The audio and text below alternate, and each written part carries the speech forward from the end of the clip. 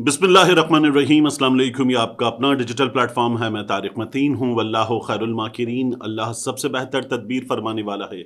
वही बचाएगा मेरे देश को बलाओं से, जो बारिश में शजर से घोंसला गिरने नहीं देता, क्योंकि उसकी तदबीर तमाम तदाबीर की इमाम है। कहा गया है, सुना गया है, कोई ना बोले, ज़बान दराजों को मशवरा है, कोई ना बोले।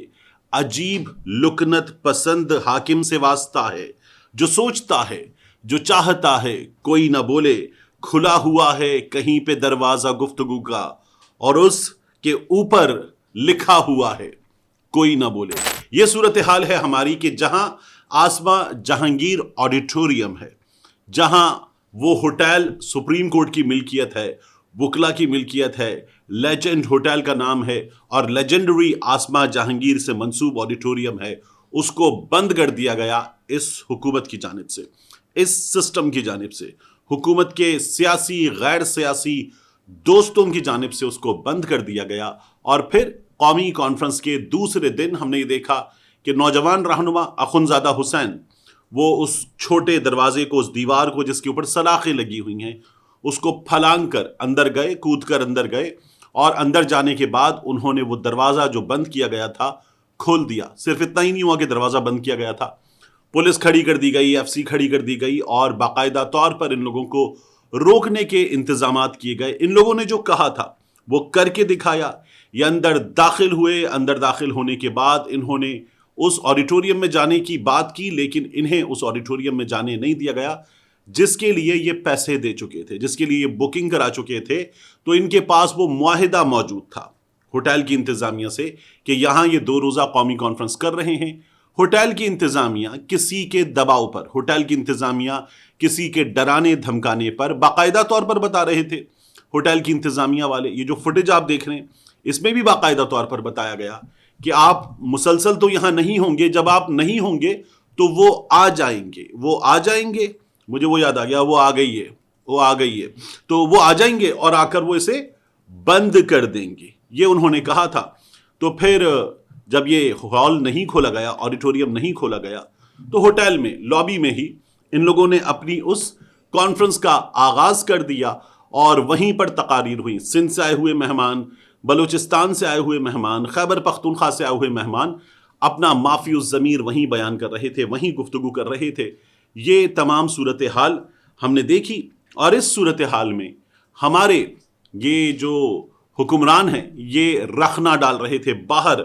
पूरी तरह से तैयारी थी कि इन लोगों को गिरफ्तार करना है। पुलिस फोर्स मौजूद थी, एफसी मौजूद थी, दीगर लोग मौजूद थे कि इन्हें गिरफ्तार करके ले जाना है।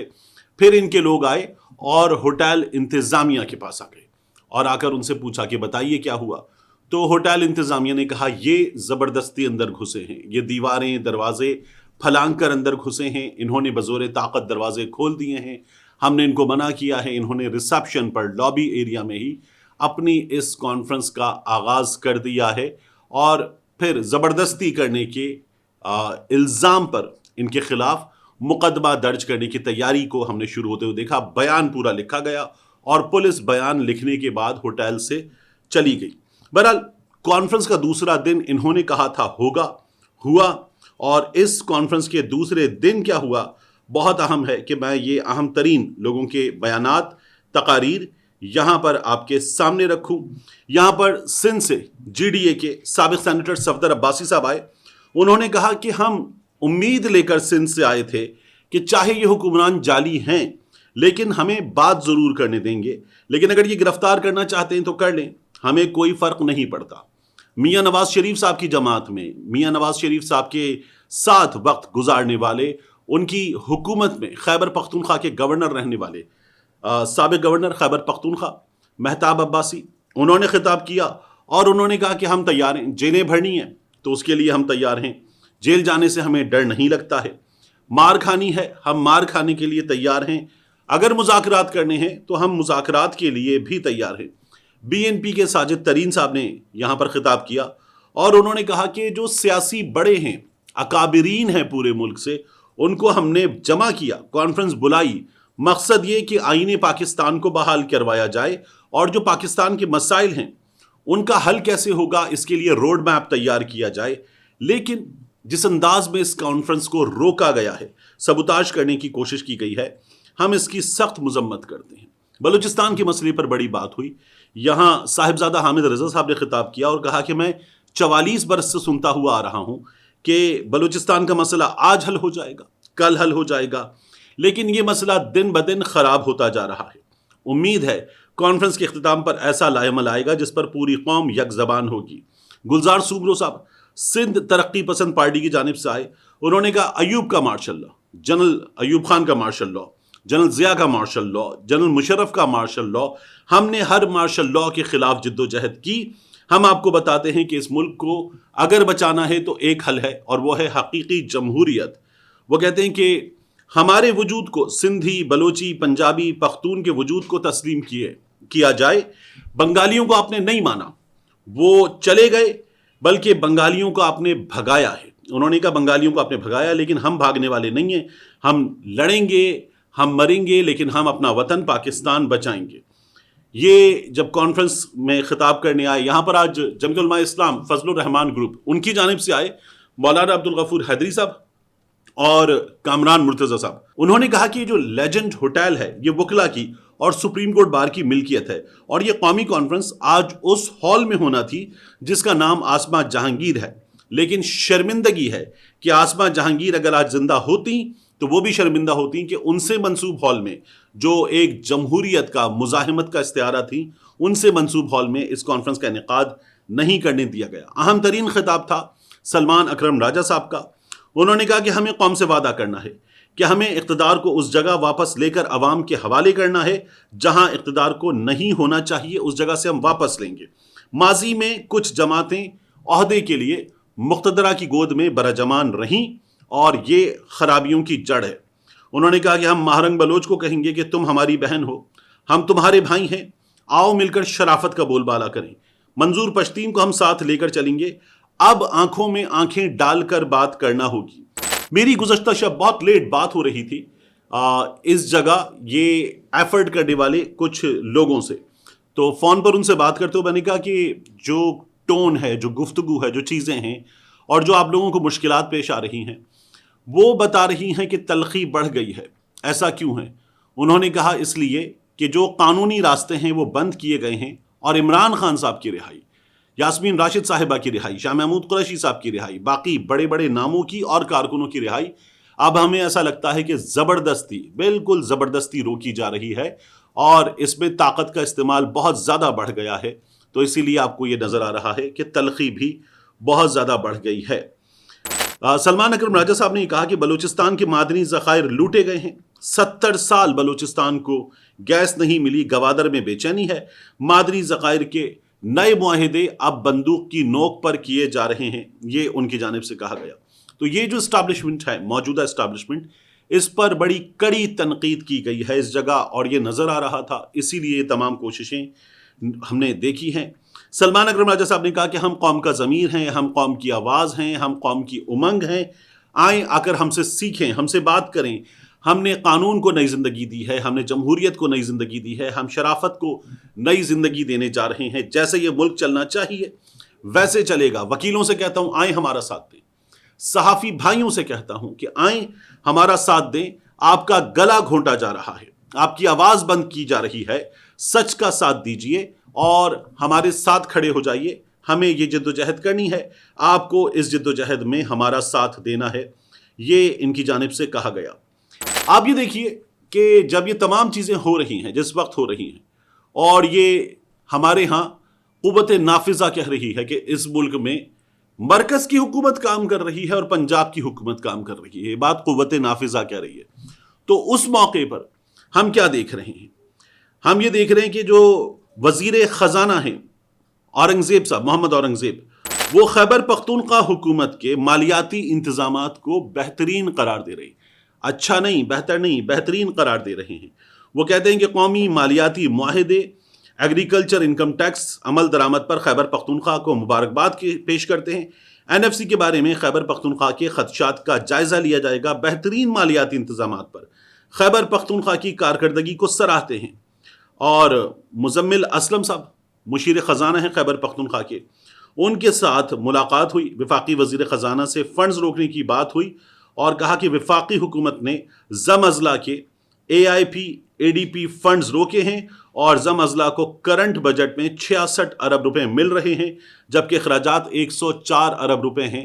تو ان تحفظات کو بھی تسلیم کیا گیا ہے، جبکہ مریم نواز شریف صاحبہ کی حکومت جس انداز میں یہ پیسہ جو ایک عام آدمی کا پیسہ ہے، ٹیکس پیئر منی ہے، اس کو استعمال کر رہی ہے، اس پر اب ہر جانب سے تنقید ہو رہی ہے۔ آپ کو یاد ہے مریم نواز شریف کی حکومت آتے ہی اداکاروں کی جانب سے صبا فیصل ہوئیں، میکا ذوالفقار ہوئے، پھر اس کے بعد جنید اکرم گنجی سویگ والے، انہوں نے پھر بعد میں اپنی ویڈیوز پر رجوع بھی کیا تھا، پھر اس کے بعد صبور علی، دیگر ایکٹرز وغیرہ، ان سب نے، یاسر حسین جو اقرا کے شوہر ہیں، انہوں نے سب نے ویڈیوز کی تھی کہ جی بڑا اچھا کام کر رہی ہیں مریم نواز شریف صاحبہ۔ پھر وہ جو وائلڈ لینس والے ابرار ہیں، انہوں نے بتایا تھا کہ جو آج کل یہ ویڈیو کر رہا ہے پیسے لے کر رہا ہے۔ گنجی سویگ نے، جنید اکرم نے بعد میں کہا تھا کہ پیسے لے کر کیے ہیں ویڈیو۔ یہ صبا فیصل صاحبہ نے کہا تھا کہ پروموشنل کیمپین تھی، ہمارے پاس آئی تھی، ہم نے ویڈیو پیسے لے کر کی ہے۔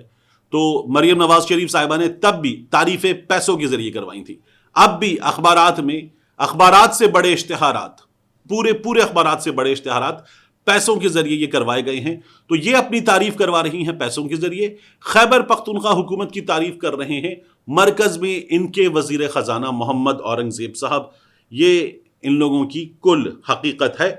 آخر میں آپ سے عرض کروں، یہ جو فوجی عدالتوں میں سویلین کے ٹرائل کا کیس ہے، یہاں پر جمال خان مندوخیل صاحب کے، مسرت ہلالی صاحبہ کے ججز کے ریمارکس، ان پر مجھے کچھ بات کرنی ہے۔